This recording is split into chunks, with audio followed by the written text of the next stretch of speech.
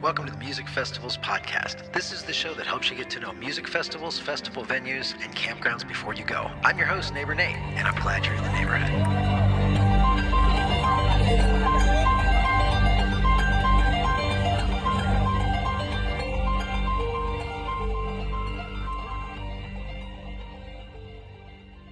Welcome back, neighbors, to episode number 26 of the Music Festivals podcast. This is the show that helps you get to know music festivals, festival venues, and campgrounds before you go. And I am your host, Neighbor Nate. And today's episode has been in my files for a few weeks, so I'm really excited to finally be able to run this one.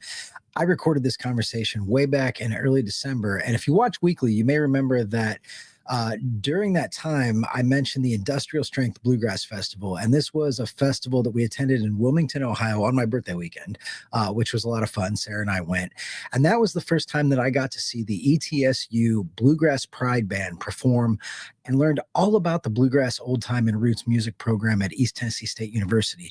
It's easy, I think, to forget sometimes when you're going to these festivals as a spectator, if you will, or an enthusiast, just how many countless hours that these musicians spend studying their instruments and honing their skills so that we can all be entertained, which is kind of cool. So my guest this week is someone who is at the forefront of teaching Appalachian music to the next generation of the folks who are going to be responsible for your and my good times at festivals. Let's go ahead and get right into that interview. All right. Welcome back, neighbors. I'm very excited to be joined by a special guest today, and I'm going to welcome to the show Professor Dan Boner from ETSU, the ETSU Bluegrass Old Time Music Program, Roots Music Studies. Welcome to the show. Thanks for joining me today. Hey, thanks for having me on, Nate. Appreciate it. Yeah, so the connection was made. I saw the ETSU Bluegrass Pride Band play at the Industrial Strength Bluegrass Festival that was in Wilmington, Ohio, and was just so impressed with the way that the band performed and their stage presence and clearly the musicianship, and come to find out that there's an entire program behind this and you're leading it.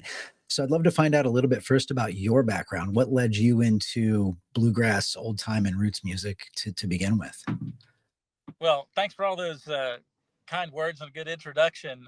And I apologize to your viewers. I'm in my car right now, but that's the way things go when you're a musician, I guess. I started out, when I was a kid playing bluegrass and gospel music in church. I grew up in southern New Jersey, but my dad's family and everybody in our church, they were from down south. They were from West Virginia, North Carolina, Tennessee, places like that. So I don't remember a time when I didn't love bluegrass and country music. And when I went to college, I went to East Tennessee State because they had this wonderful bluegrass program. And in those days, it wasn't a major or minor or anything like that. I just wanted to do it. And I had heard about all these great people who went through the program, people like Tim Stafford and Barry Bales and Kenny Chesney, people like that. Wow. And so I got my music education degree at East Tennessee State University in voice, while also participating in the ETSU Bluegrass Old Time and Roots Music Program and touring and getting incredible experience doing that. And so now I feel like it's my job as program director to give back that opportunity to the students who are in the groups I direct. And it's interesting because whenever you talk about bluegrass, it's not like most people are playing a single instrument. Everybody who seems to play bluegrass plays strings in general. So I think you said you were trained on voice. You're also a fiddle player. I saw you play guitar. What do you play, everything, or what are your main instruments?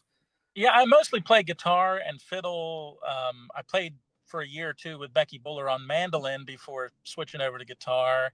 I can play banjo a little bit, but there's so many good banjo players in East Tennessee. I haven't kept up my chops on that because I don't need to. Yeah. But yeah, so that's kind of helped me when I direct groups and work in the classroom, that, if the bass players, if they need some suggestions or advice on what to do, it gives me a little bit of insight as to how to get them going in a different direction. Okay. And the focus of the program at ETSU is very much to create professional musicians, or what's the goal? What's the outcome for students that you guys are looking for? Well, it really depends. We're fortunate enough to have a pretty diverse faculty Okay. in that some of them are kind of like me, where, I do recording engineering and production and also performing, um, and teaching. Um, our artist in residence, Tim Stafford, right now, he's a Grammy Award winner, played with Alison Krauss, Okay. the band Blue Highways, founding member of that. He is a songwriter and recording artist, so he gives that kind of a perspective. But then we've got people like Lee Bidgood, who's an ethnomusicologist and does a lot of work with global music. Roy Andrade, and Kalia Yeagle, who both are in old time music. Okay. And so students who are studying old time music might be approaching it differently than a student who is studying bluegrass. Um, you know, they might be looking at it more from an academic slant, and they want to be the researchers and the future academics of our music. And then we have people who just for self-actualization want to become a better musician, and they want to sit knee to knee with Trey Hensley and Yeah. Trey Charlix with him. So Okay. it's a full range of types of students and their particular goals. I actually I talked with Trey Hensley recently. He's going to be on one of the upcoming shows as well. But what a fantastic musician and a really great human being. Just a really genuine, good dad, good family guy. Really, really enjoyed talking with Trey. So, and I'm assuming is he a graduate of ETSU as well? He's not a graduate of ETSU, but he is on our faculty. Okay. All right. So he is teaching. So the program there then it sounds like the faculty is really robust. Where does it fit in the context of East Tennessee State University? Is it part of the music program? Does it fit somewhere in between? You mentioned like a research component and everything else. So how does that work within the college? Well, Jack Tottle, when he came to ETSU in 1982 and started the program, did it with the blessing of then department chair of music, Richard Compton. But through the years, there were changes in leadership and philosophy. And by about 1999, we realized that really bluegrass, old time roots music did not need to be in the music department. Okay. It was better suited to the Department of Appalachian Studies, the Center for Appalachian Studies at that time.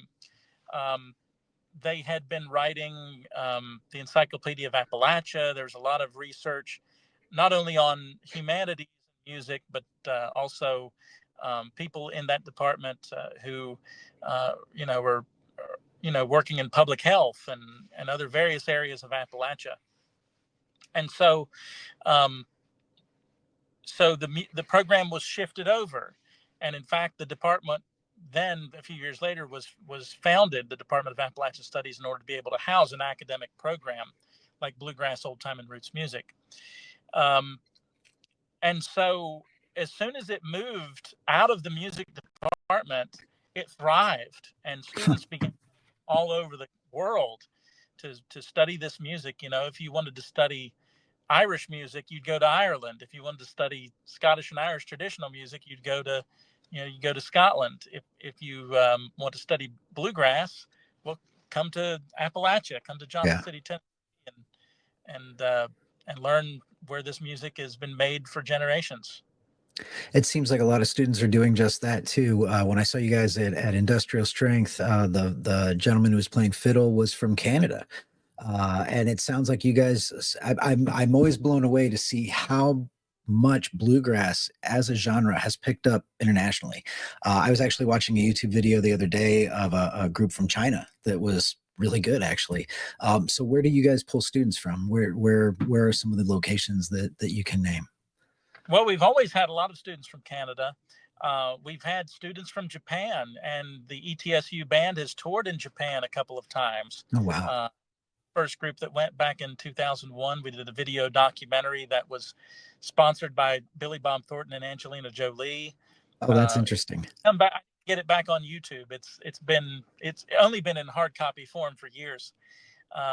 we've had students through an exchange program. We offer Scottish and Irish traditional music in our program as well. And so we've had students from the Royal Scottish Conservatory in Glasgow, students from Limerick in Ireland.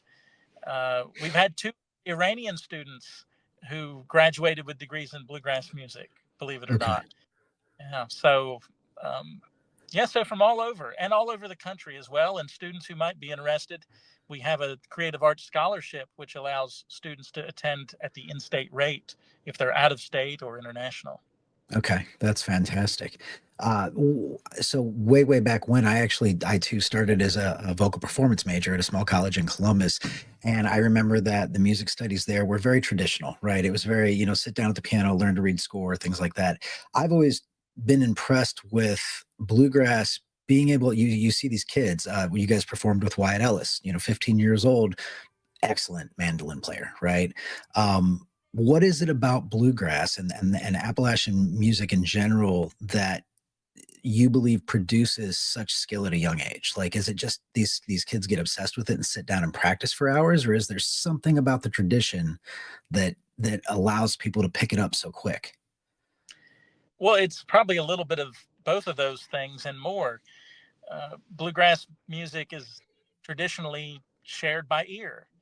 And so we at ETSU, we try to continue that methodology of teaching. I mean, if you were to work professionally with Rhonda Vincent, you wouldn't ask for her scores. Yeah. That she doesn't use sheet music. You have to read. You have to play by ear.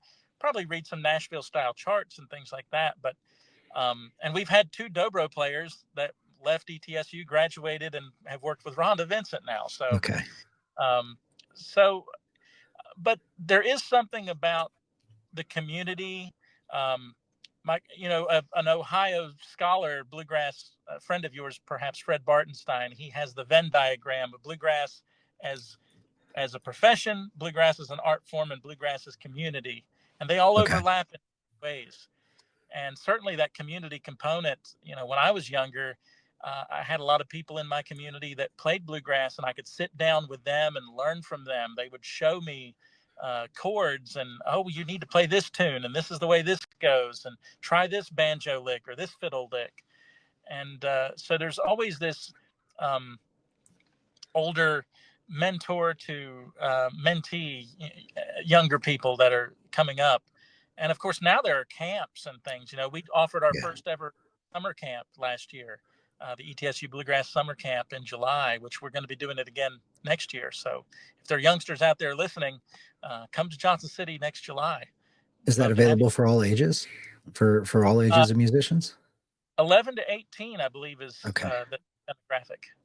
That's very cool. That's very cool. Yeah, it's fascinating to hear you talk.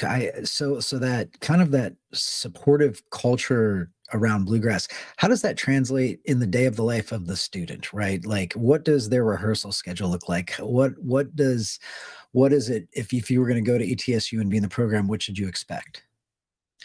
Well, it is, a 4-year undergraduate education. So fortunately, ETSU is relatively affordable because it's a state institution. And like I said, people can attend at the in-state rate. So you're going to have English courses, math, science, humanities, history, etc. But then in addition to that, you can take any one of our 4 concentrations: bluegrass music profession, old time music, Scottish and Irish traditional music, or recording technology. And cool. So with either of those tracks, of course, you'll take a core that includes history and theory, but then you'll get to dig in depth into these specific areas of whatever it is that you want to study, and you'll have clinicians and instructors there that are going to guide you through this academic study. That's very, very cool. So let's shift gears to the actual band. So is this made up of the Bluegrass Pride Band? Is it made up of more senior level students, or is it kind of open for audition of anybody who, when they join the program, they have a chance to be in that band? Well, the ETSU Bluegrass Pride Band I got to tell everybody, is one of about 30 bands that we have Oh, in our wow. program. And Okay. the day we're talking, today's December 2nd, when we're actually interviewing. This week we have our Down Home takeover. We'll be at the Down Home in Johnson City, wonderful acoustic listening rooms, about to celebrate 50 years. We'll have between 5 and 7 bands each night over the next 5 nights. It'll be a really busy week. So the ETSU Bluegrass Pride Band, though, is the band that I direct, and my goal for them is to do a lot of public performing. Laura Maynor with Main Attraction Management does our booking for us for larger festivals and venues.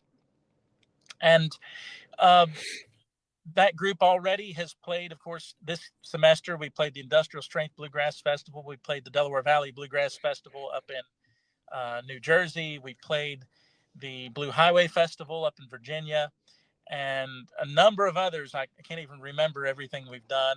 But that group does a lot of outreach. They'll be performing at the ETSU Commencement. We've been asked now for the last 2 years to provide commencement ceremony music.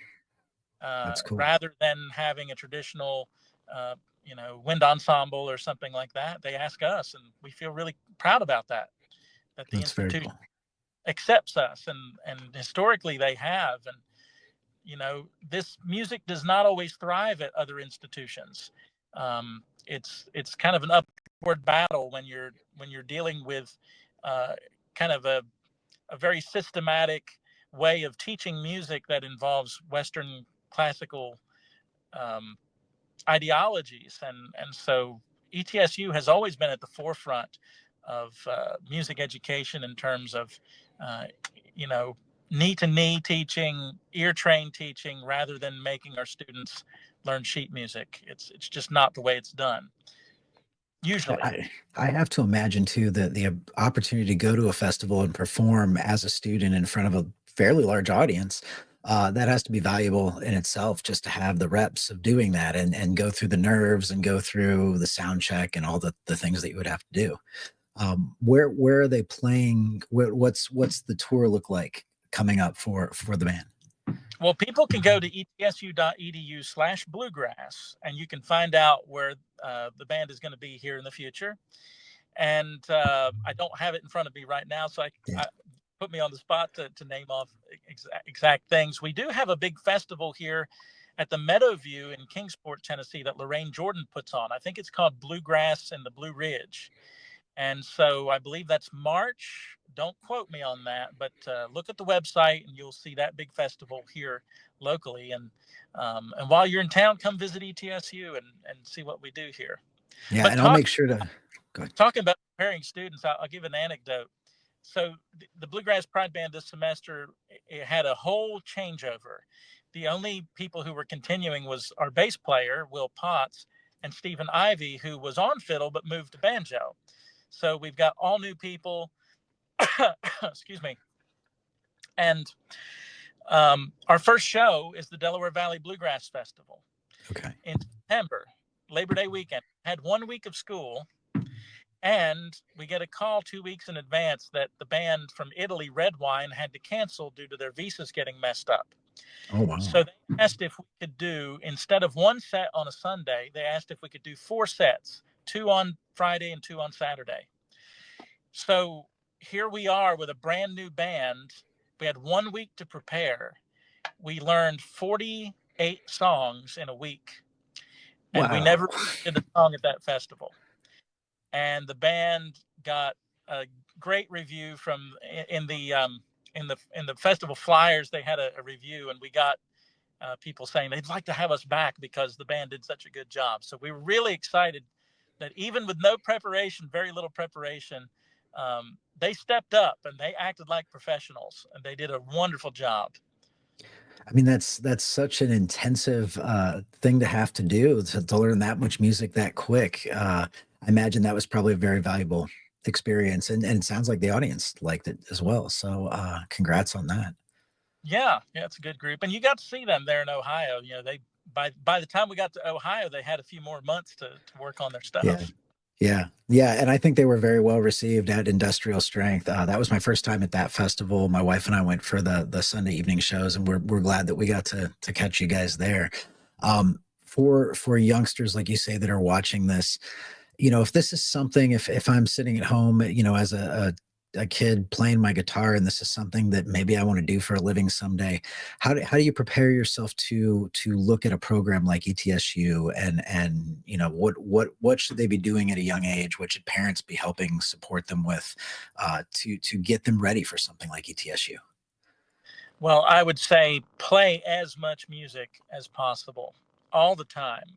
Um, Gosh, when I was 7 years old and learning the guitar, I'd come home from school. I thought about guitar all day long, and I'd come home from school and I'd put records on my record player and cassettes, and just play along with country singers and bluegrass recordings. And then my parents would have to drag me out to eat dinner, and then I'd want to go right back afterwards. Right. Uh, if you want to play this music, just you've got to get good at it, and the way to do that is by spending a lot of time making music and trying to be around people that you can make music with. If you can find jam sessions in your area, if you're able to go to a camp, those types of things are great. Bluegrass festivals are incredible to go to, because you can always find people jamming on the periphery, among the campers, and some of them have educational programs as well. And then as it gets closer to college time, start looking at those colleges that offer the kind of music you love. And, at ETSU, we speak your language. If you want to talk about Tony Rice, well, his brother Wyatt teaches for us. You can go right to the source and learn all about space grass music from Wyatt, and what it was like to tour with Tony. Or if Yeah. you want to learn about Alison Krauss, talk to Tim Stafford, and it's just, we've got great resources. We got great, wonderful, accessible faculty at ETSU, and it's really a really special place for anybody who comes from long distance or nearby to convene and get to make friends and make music. Well, I'm super excited that festivals are also a part of the program, that you guys are doing that, because the more I go to these things, the more I realize that these are the trade shows. These are the industry trade shows of the music industry, right? Like, it's how people become aware of music, and without programs like yours and what you're doing, we don't get to enjoy all that as fans and attendees and music lovers. So, hats off to you, Professor Dan, for what you're doing with the students at ETSU. And I hope to see you guys out again. I hope to see you at some festivals this summer. Well, thank you so much, and congratulations on your great podcast you got here. And I just wish I was in a good studio like you are right now. We've got one at ETS, but not today. We've got the car. Yeah, it makes it more real. I like the live and on the spot. So, hey, thanks so much for doing this, and again, thanks for what you're doing there, and congrats on all your success. Thank you. And that is all the time we have for this week, neighbors. Professor Dan and his faculty down at ETSU are doing some really great work, and I'm excited for those up and coming musicians. I am, for one, grateful that he has taken on that mission. Excuse me, taken on that mission. Dan mentioned the Bluegrass in the Blue Ridge Music Festival in Kingsport, Tennessee, and that's going to be happening at the Meadowview Conference Resort and Convention Center, April 10th through the 12th. So if you are in the area, that is your chance to see the ETSU Bluegrass Pride Band in action. They're going to be doing a great thing there. You can learn more at bluegrassintheblueridge.com, and that link will also be down in the show notes of this episode. I also think it's amazing that both Trey Hensley and Josiah Nelson are on the faculty at ETSU. Trey is up for another Grammy, as you know, this year. He's been a guest on the show, and Josiah is playing fiddle with Mountain Grass Unit, who you guys know I think is one of the hottest bands on the jam grass circuit right now. I'm excited to see them next month at Winter Wondergrass in Steamboat Springs. But if you are the parent of a child who is an aspiring musician, take these words, to heart. I think they've got a great program down there. So get your kiddos involved early. Check out their camps, and you can find out more about all of this stuff at etsu.edu/bluegrass. That note will be that'll be in the show notes as well. But getting back to some upcoming festivals this year, I do want to remind you that we've got some free tickets going. They're up for grabs from our partners at Bonfire Entertainment, The Caverns, DW Presents, and Obsession Productions. To have a chance to enter the contest and win some of those festival passes, for you and a neighbor, we've got some package deals. Head over to musicfestivalspodcast.com and subscribe to the neighborhood email newsletter. Do it right now. It's right at the top of the page. You could be the lucky neighbor who gets free passes to this year's Cave Jam at the Caverns, and that's happening over Memorial Day weekend, May 24th and 25th. Incarceration Music and Tattoo Festival, that's happening July 18th through the 20th at Mansfield State Penitentiary in Ohio. The Sunshine Get Down, this is a new one at Florida Sand Music Ranch in Brooksville, Florida, and that's going on from April 10th to 12th. They're going to have a great lineup there. And until January 31st at midnight, until the end of this month, you can still win a package of GA passes to Winter Wondergrass next month and Steamboat Spring. Again, the neighborhood email newsletter is how you get access to those contests, as well as some discounts from our partners. So we're very excited to have some discount codes from outdoorsy.com, Inikim Scooters, Melted Mind Designs, Cast Magic, CapCut, Opus Clip, and Hoem. They make great little gimbals for your phone so you can capture videos at festivals when you go, just like neighbor Nate. So look for the weekly emails when you get those to access those codes. Save yourself some money. You'll get to go to more festivals that way. I really do appreciate every one of you who tunes into this podcast and the videos each week. I can't wait to get back to festival season to get more of those out. If that is you, please take a moment, rate the show wherever you are, and make sure to share it with a neighbor or two who also likes festivals.